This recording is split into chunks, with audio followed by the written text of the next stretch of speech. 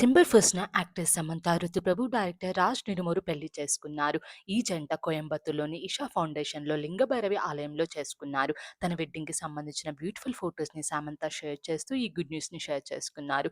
Present ఈ photos social మీడియాలో viral అవుతున్నాయి. ఈ ఫోటోస్ చూసిన నెటిజన్లు, సెలబ్రిటీస్ కంగ్రాచ్యులేషన్స్‌ని తెలియజేస్తున్నారు. అయితే వీరిద్దరూ యోగా ఆధ్యాత్మిక కేంద్రంలో భూతశుద్ధి వివాహం చేసుకున్నారు. లింగభైరవి ఆలయం భూతశుద్ధి వివాహాలకు ప్రసిద్ధి. ఈ రోజు డిసెంబర్ 1న సమంత వివాహం ఆ ఆలయంలోనే జరిగింది. ఇదొక పురాతన వివాహ ఆచారం అంట. యోగ సాంప్రదాయం నుంచి వచ్చిందంట. సద్గురు స్థాపించిన ఈషా ఫౌండేషన్‌లో ఈ వివాహాలను నిర్వహిస్తుంది. నింగి, నేల, నీరు, నిప్పు, వాయువు, పంచభూతాలు ఈ పంచభూతాల శుద్ధీకరణ ద్వారా ఇద్దరు వ్యక్తులు వివాహ బంధంతో ఒకటవ్వడమే భూతశుద్ధి వివాహం. ఈ పెళ్లిలో వధూవరుల దేహంలోని పంచభూతాలను శుద్ధి చేస్తారు. స్త్రీ పురుషుల మధ్య మానసికంగా, భౌతికంగా లోతైన బంధాన్ని ఏర్పరచడమే దీని లక్ష్యం.